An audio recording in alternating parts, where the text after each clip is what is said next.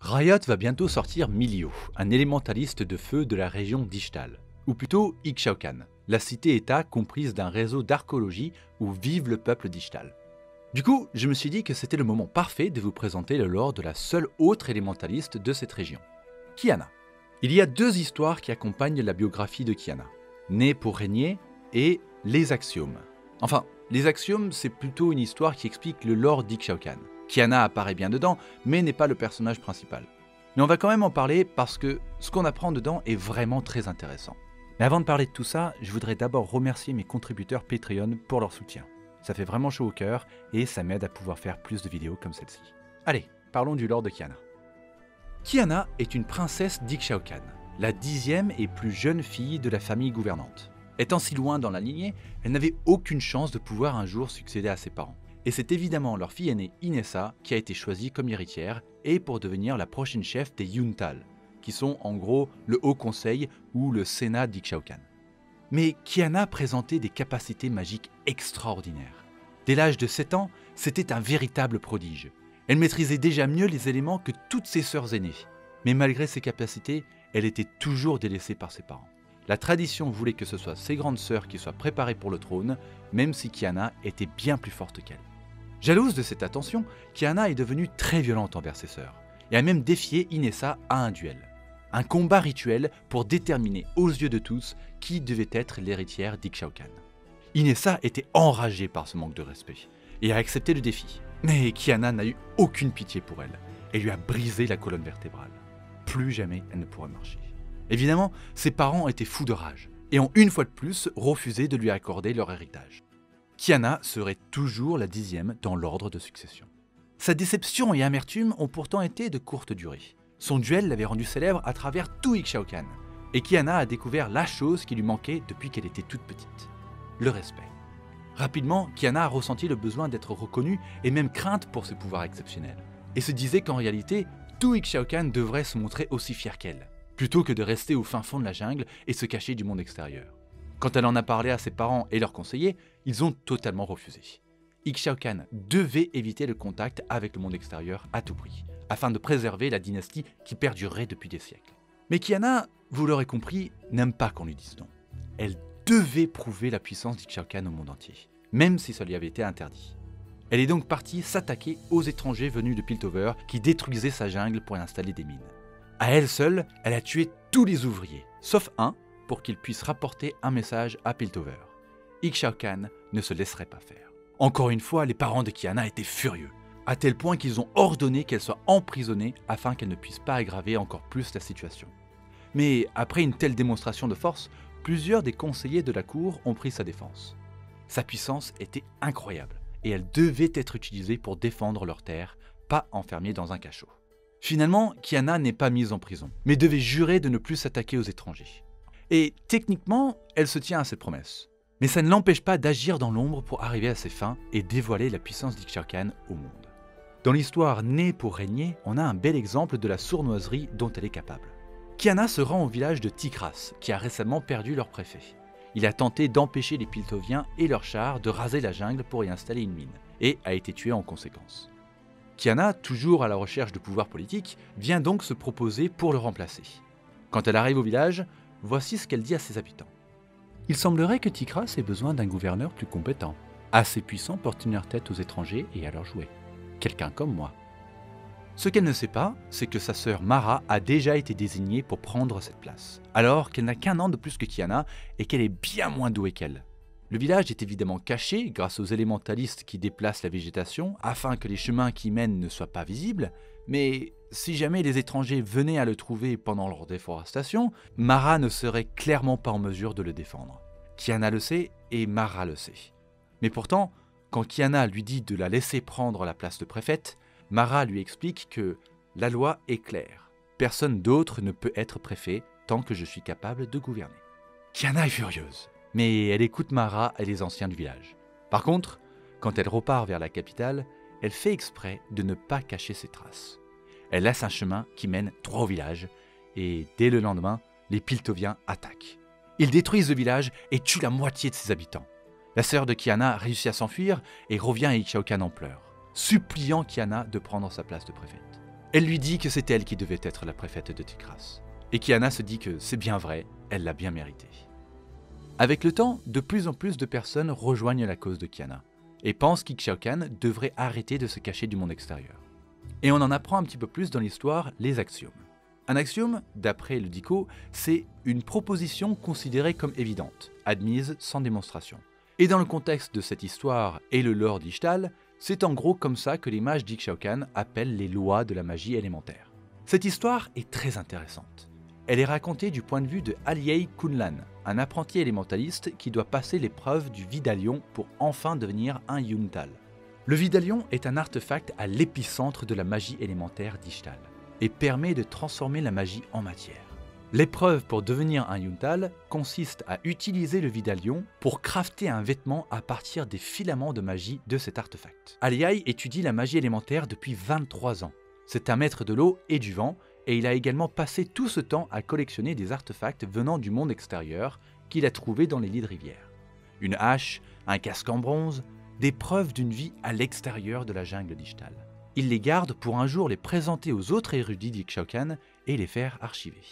Et c'est là qu'on apprend qu'en fait, tous les habitants d'Ixchao-Can, y compris Aliai, pensent que le monde extérieur a été détruit par le néant après la guerre d'Ikatia, et que seule la jungle d'Ixtal avait réussi à survivre grâce aux premiers Yuntal qui ont utilisé leur magie pour repousser leurs ennemis et sceller leurs frontières. Ça fait donc des milliers d'années que, d'après les contes et légendes d'Ixtali, ce seraient les seules terres qui aient survécu à cette époque apocalyptique, et maintenant, le reste du monde serait empoisonné. On commence déjà à un peu mieux comprendre pourquoi les parents d'Ikiana refusent qu'elle affronte les mineurs de Piltover et leurs chars, qui sont décrits dans cette histoire comme une extension de ce poison, des miasmes aux pattes métalliques. Le maître d'Aliai, Mivazim, emmène donc son élève passer l'épreuve du Vidalion à la capitale de leur territoire. C'est un grand événement bien sûr, et il n'est pas le seul apprenti à devoir passer l'épreuve. D'ailleurs, juste avant son tour, un autre mage, un mage de feu, échoue. Selon la tradition, il doit quitter Ixchao-Can en silence, et ne peut plus devenir un érudit. Après avoir passé sa vie aux études, il doit maintenant abandonner cette vie pour devenir un marchand, un tailleur ou un conteur par exemple. C'est donc une épreuve très rude, avec de grandes conséquences en cas d'échec. Malgré ça, quand c'est à son tour, Aliai se place avec confiance sous le Vidalion et se lance. Je suis aveuglé par le déferlement d'énergie, la puissance élémentaire pure catalysée par les axiomes en ce point précis. Je suis submergé, je suis un colibri naviguant dans un orage. Je cligne des yeux et je suis de retour dans la chambre. Mivazim se tient quelque part là-haut. Je ne peux croiser son regard. Son esprit est un fil tendu. Des regards me transpercent de toutes parts. Ce sont les Yuntal, les plus sages des sages. Aliai Kunlan. Mon nom résonne dans toute la chambre, peut-être même dans tout Ixtal. Tu es ici au cœur de toute chose. Tu es observé par les yeux de tous. Défends-toi. Le Vidalion tourne et libère des filaments de tissu. Je tends la main et empoigne un fil noir comme la nuit. Aliai se met à tisser pendant que les Yuntal jugent son travail. Et on a une belle description de comment il ressent et guide la magie qui le traverse quand, tout à coup, il a une vision. Je ne suis plus dans l'archéologie cardinale. Je fuse au-dessus de la jungle, au-dessus d'Ixtal. Je regarde vers le bas et je vois les axiomes. Pas un motif concentré en une seule archéologie, ou même plusieurs. C'est un motif qui englobe le monde entier.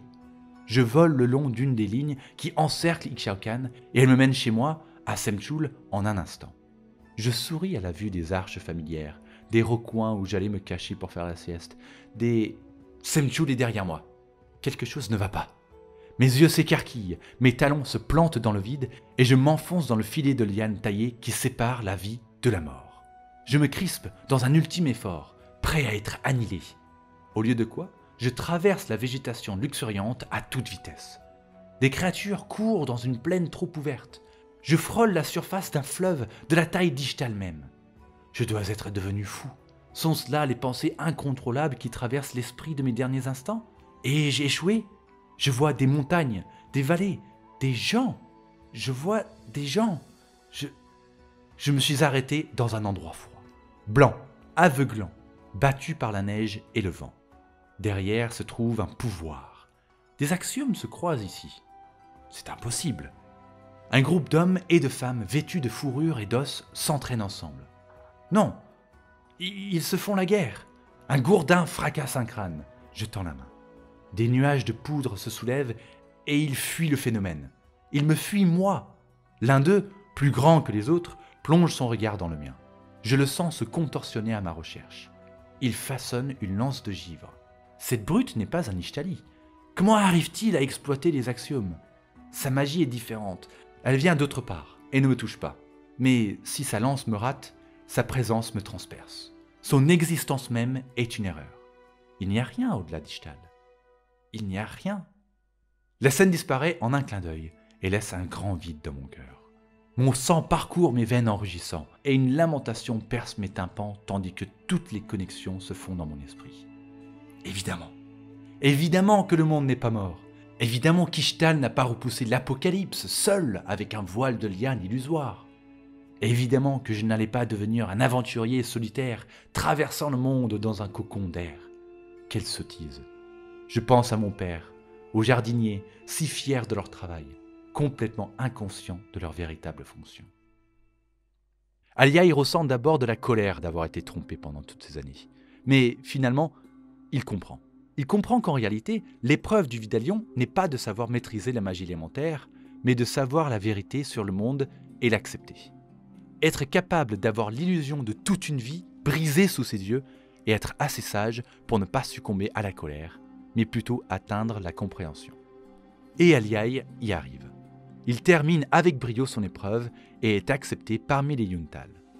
Plus tard, quand il discute avec son maître, maintenant devenu son égal, il lui explique ce qu'il a appris. Les Yuntal portent le fardeau de la connaissance pour le reste du peuple. Les premiers d'entre eux ont décidé de protéger leur terre contre le néant et toutes les autres menaces extérieures en s'enfermant par magie dans cette jungle.